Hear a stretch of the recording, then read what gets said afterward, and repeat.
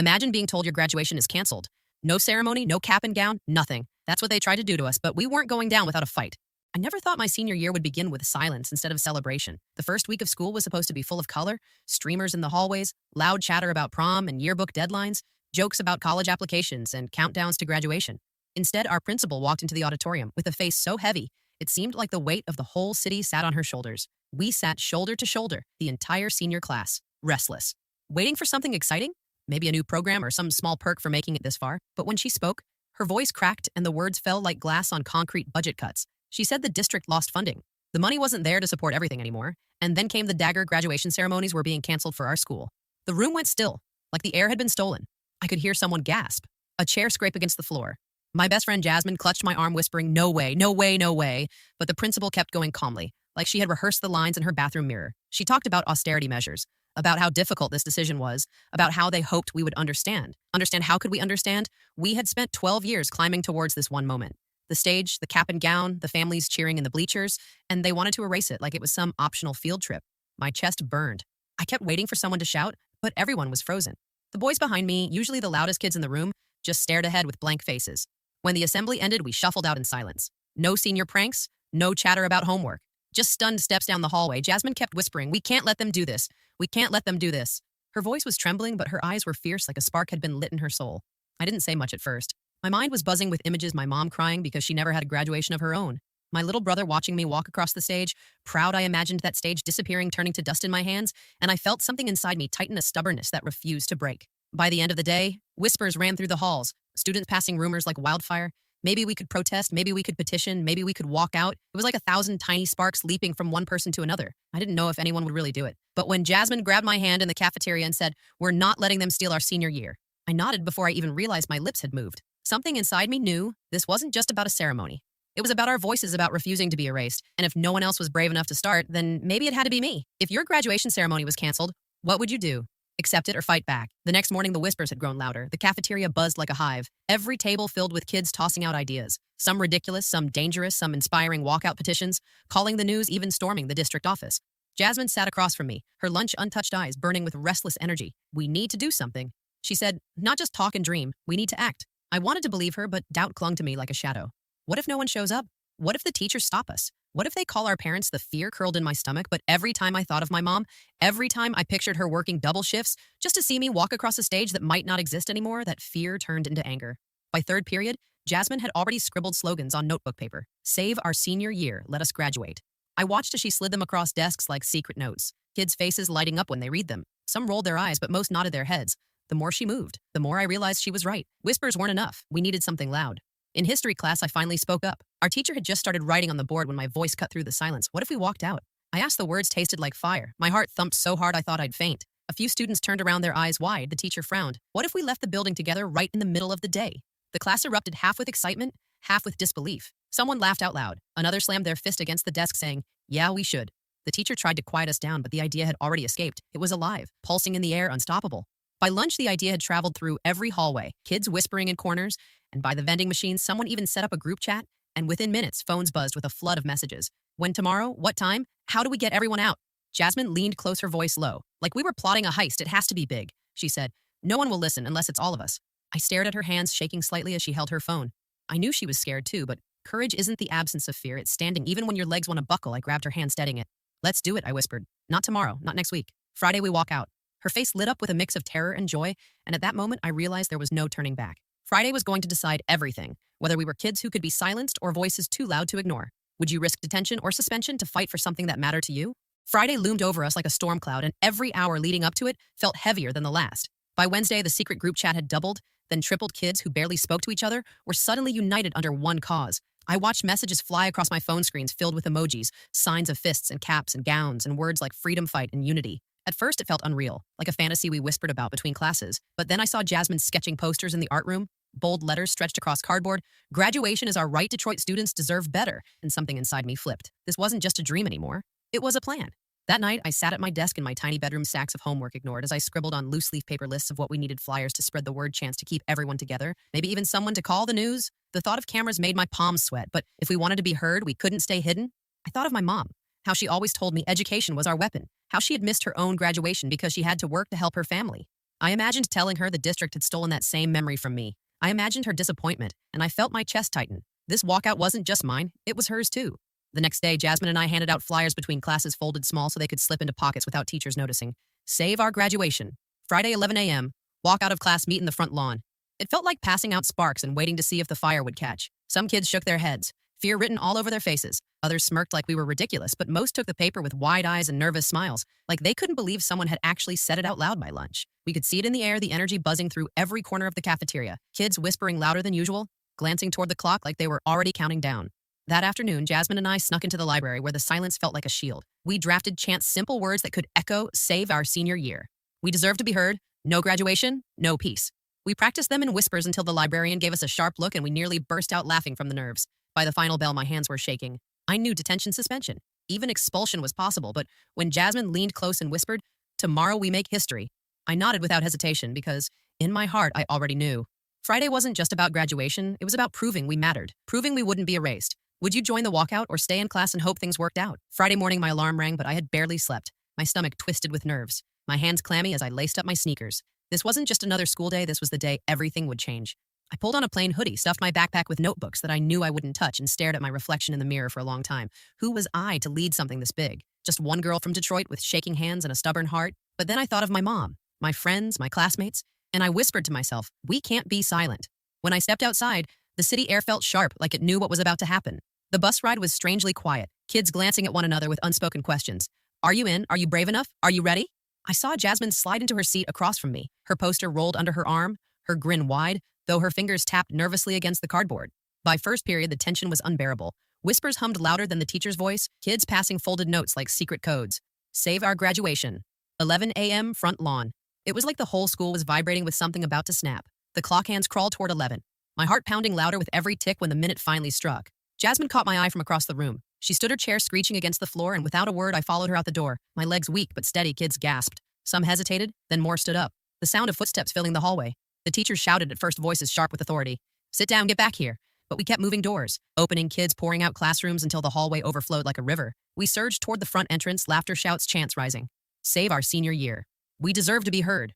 The sound echoing against the lockers. When we burst through the double doors into the bright sunlight, my breath caught. Hundreds of us standing together. Posters high, voices loud. The lawn alive with energy. More students joined every second, their fear melting into fire as chants roared across the street. I climbed onto a low wall, my knees trembling but my voice strong for the first time. Listen up, I shouted. We deserve to walk that stage. We deserve our ceremony. We've worked for this our whole lives. If they won't listen in meetings, then they'll hear us here.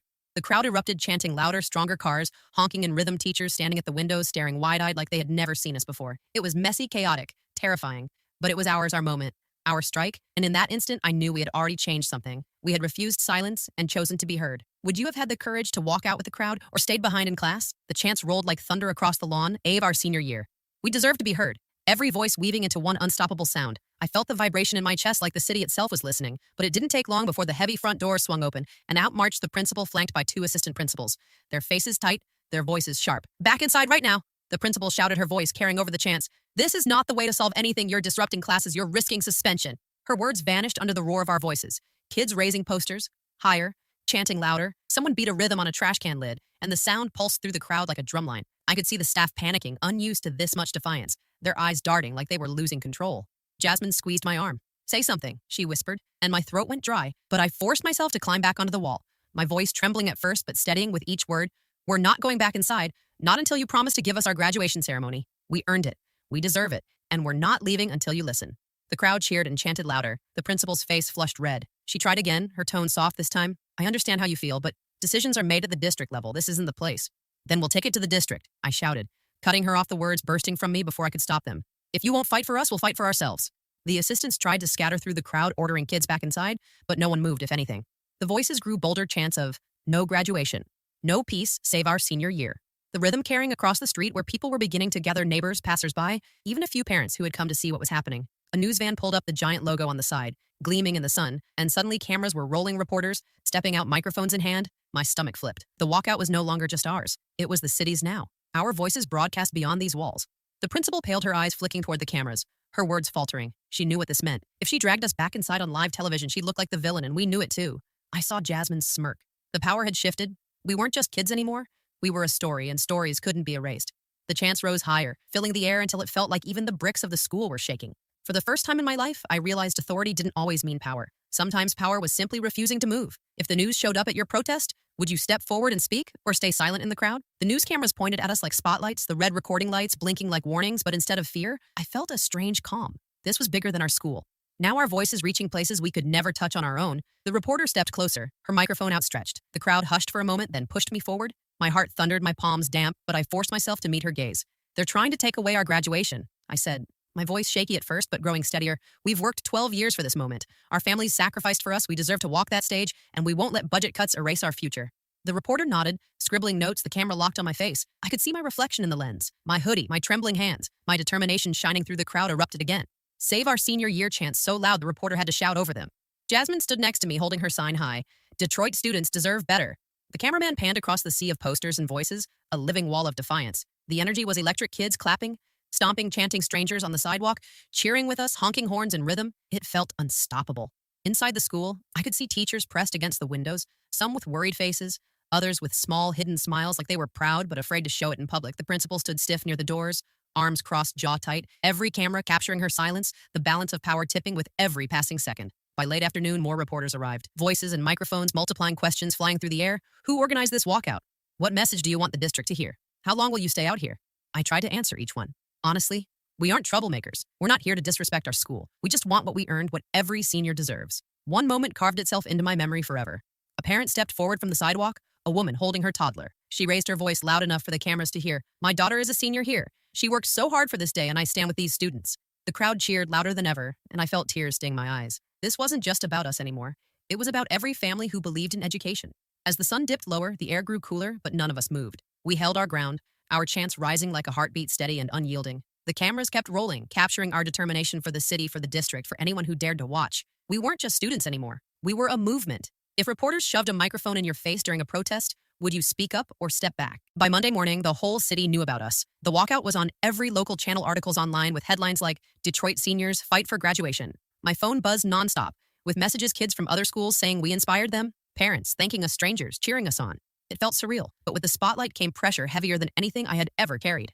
When I walked into school that day, the atmosphere was different, tighter, teachers watching us carefully, administrators whispering in corners, kids nodding at me like I had become something more than just another senior. I wasn't sure if I liked it, but I knew we couldn't stop now. In third period, the loudspeaker crackled, summoning me, Jasmine, and 3 other students to the principal's office. My stomach dropped, every eye in the classroom turning toward me. I gathered my book slowly, trying to mask the shake in my hands. Jasmine squeezed my shoulder, whispering, "Whatever happens, we stay strong." We entered the office to find not just the principal, but 2 sharply dressed district officials, waiting, briefcases on the table, their faces cold as steel, the air heavy with authority. They didn't waste time. "Your walkout created a disruption," one said, his voice clipped. "You've embarrassed the district on television." I wanted to shrink, but Jasmine leaned forward, her chin high. "We didn't embarrass you.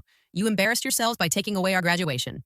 Her words like daggers. The official's stiffened eyes narrowing, the principal shifting uncomfortably in her chair. Then the second official spoke softer but still firm. "We understand your passion, but money is limited. Ceremonies cost more than you realize. Renting of venue chairs, sound equipment, security, the district cannot allocate those funds this year." I felt my throat tighten, but I forced my voice steady. "We don't need fancy decorations or expensive venues. We just want the chance to walk across a stage, even if it's in the gym. Even if the chairs are borrowed, our families deserve that moment." For a long moment, no one spoke, the ticking of the office clock louder than our breaths. Finally, one official sighed, rubbing his temple. "We'll bring this to the board for discussion, but no promises." It wasn't victory, not yet, but it was a crack in the wall. The first sign they were listening as we left the office. Jasmine whispered, "They're scared." Her smile small but fierce. They wouldn't meet with us if they weren't. That night, our group chat exploded, kids typing in all caps. "They're talking about it," the hope spreading like fire. We weren't finished, the fight was far from over, but for the first time, I believed we might actually win. If you were in that office with the district officials, what argument would you make to fight for graduation? The days after that meeting felt electric. The board hadn't given us an answer yet, but something had shifted. Instead of whispers in hallways, there were open conversations. Kids talking about the strike in the cafeteria, the library, even during class, like we were no longer afraid of being silenced. Teachers overheard and didn't always stop us. Some even gave us small nods like they were rooting for us quietly. Jasmine and I decided we needed to show the district. We weren't just a handful of kids making noise, we were an entire community, so we organized what we called Senior Solidarity Week every day. Had a theme Monday. Everyone wore black to mourn the loss of our ceremony. Tuesday, we wore red to show our anger. Wednesday, we wore our old middle school shirts to prove how far we'd come. Thursday, we wore college hoodies and job uniforms representing our futures. Friday, we all wore white to symbolize hope. The sight was breathtaking, walking into school and seeing hallways flooded with the same colors, students who rarely joined anything standing shoulder to shoulder with us for once. It didn't matter if you were popular, quiet, athletic, or artistic. We were one.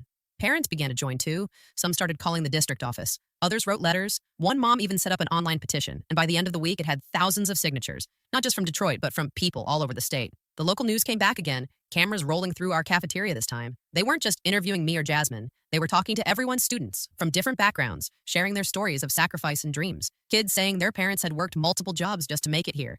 Voices trembling with emotion, but strong enough to break through walls. I'll never forget when our history teacher quietly pulled Jasmine and me aside. After class, her voice low but steady. "What you're doing matters more than anything I could ever teach in this room, don't stop." Her eyes shining like she wanted to say more but couldn't risk it.